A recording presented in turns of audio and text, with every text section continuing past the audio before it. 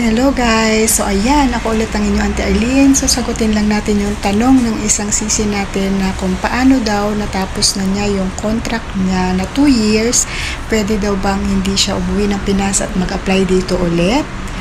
Wow! Ang galing sumayaw at ang ganda, ganyan ang mga dugong Pilipino. So yun guys, bali hindi ko alam kung ano yung a-applyan niya, kung same pa rin ba ng pagiging helper, yung same ng dati niyang work. Ang sagot po is pwede naman po, pero depende po sa pag-uusap nyo ng amo nyo. Kasi ako in my case po is naka 5 years na rin ako dito sa Singapore. Magpa 5 years ako ngayong March, hindi pa rin po ako nakakauwi ng Pilipinas. So yun, bali yung case ko naman po kasi is na nangyari is naka 1 year and 7 months ako sa first employer ko, tapos na supposed to be nagpaalam ako na uuwi ng Pinas, pero yun nga, hindi ako natuloy nang umuwi ng Pinas kasi yung time na yun is kasagsagan ng COVID, although nagpapapunta na sila dito ng mga helper ulit, pero limited lang. Tapos yung agency ko sinadjust na sa akin na ba't ka pa uwi ng Pinas, yun nga COVID, so bakit hindi na lang daw mag-apply ulit kasi since marami naghahanap ng mga helper. So yun, so ako naman is yun, nadala din naman nila ako. So yun, meron naman nag-hired sa akin. So yun, so anong nangyari sa akin is parang nauwi ako sa transfer na tinatawag. So bali sisi, kung ikaw po ay natapos nyo yung contract nyo, kasi after nyo mapinis yung contract nyo, sagot ni employer yung air ticket nyo pabalik sa Pilipinas. Bali hatid nila kayo sa airport, hindi nila kayo pababayaan na bahala ka na dyan, ito yung ticket mo, umuwi ka na ng punta ka na Changi Airport, na airport dito, tapos umuwi ka na ng Pinas. Hindi po pwedeng ganun.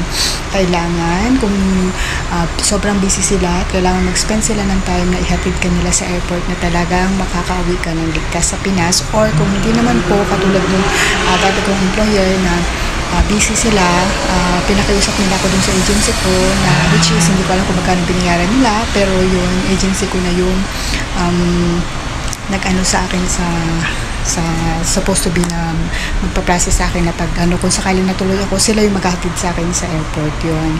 So bali ang tanong mo sisi is kung pwedeng hindi ka umuwi ngayon, pwede mo kausapin yung tawag doon, yung amo mo pag natapos yung contract nyo.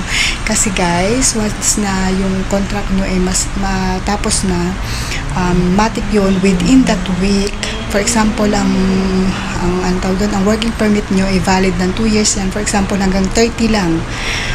Dapat during that day ng 30 or kinabukasan or within that week, tawag doon, cancel na nila ang working permit nyo. Kung hindi, pwede naman nila kayong bigyan ng tawag doon, yung special pass na tinatawag nila. Pwedeng mag-valid yung depende sa ano nila ng 1 week, 2 weeks o 21 days or ganun, depende yung sa i-grant sa inyo yun na kung anong reason, dapat valid yung reason. Pero usually sa mga nagta-transfer talaga is binibigyan pa nila ng chance yan na na mag-ano pa kayo ng working permit habang kayo ay makalipat. So yun. Pero hindi po magvo-valid ang transfer o makakahanap kayo ng ibang employer. Bakit po mahalaga ang communication nyo sa employer nyo kung sakaling natapos nyo yung contract nyo at gusto nyo mag-apply ulit ng work dito? Kasi kung wala ang release paper ni employer nyo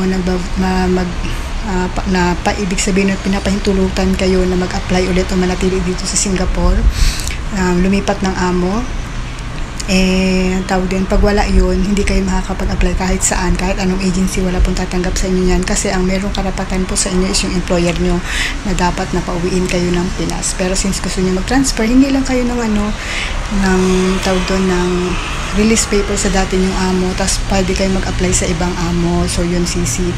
Tapos kung karamihan naman dito pag bago matapos ang kontrata, tinatanong naman ng amo nyo na willing ka bang mag-extend sa amin o willing ka ba bang i-continue yung pag-work sa amin, kasi usually ganun sila pag nakasanayan ka na nila, hindi yan sila nag-hassle ulit na maghanap ng ibang helper, unless na talagang hindi maganda yung samahan nyo ng amo mo, ganun. So, kaya usually marami dito nagtatagal talaga kasi minsan tinatanong nila yan mga 6 months pa, 3 months pa before ma-end ang contract mo, dinidil ka na nila yan kasi ayaw nila yung hassle talaga, ganun sila ka-advance dito. So yun, so yung sa tanong mo Sisi, pwede naman po, pwede po yun na kung tuloy-tuloy ka. Meron pong ilan dito na mga 8 years, 10 years hindi nakaka-uwi ng Pinas, renew lang ng renew. Ngayon, kung depende yun sa sitwasyon na kung yung amo mo ang nag-decide na wag kang pauwiin, so yun, pwedeng bayaran niya yung mga benefits nyo.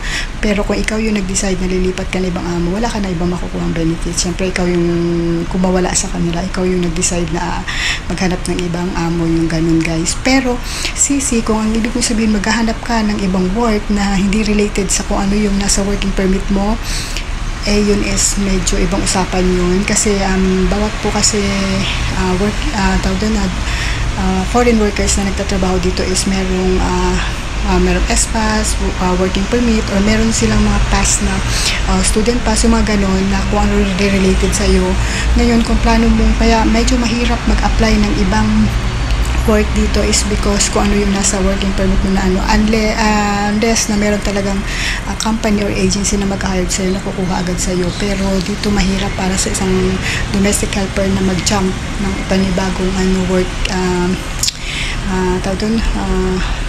environment or ibang trabaho. Merong alam ko yung from helper, pwede ka mag-caregiver, live-in caregiver, yun, mag-aaral ka ng mga, yung katulad din, naral ko din yung 6 months na training, ganun. Pero kung titingnan mo kasi yung pagiging helper at saka pagiging caregiver, almost the same lang din sila sa way ng pagtatrabaho mo, yung nature, yung ganun. Pero halos same lang din sila. Tapos yung isang friend ko, tawag doon, balak niyang mag-ship ng ang tawag dito, trabaho, yung maging parang nursing aid siya sa mga home for the agent, ganun. So mga nursing homes. Nag-aral siya ng caregiver ng 5 months, tapos nag-OJT siya. Yung OJT niya guys is 3 months yun, pero ikaw magbabayad doon sa hospital kasi kailangan talaga yun ng $150.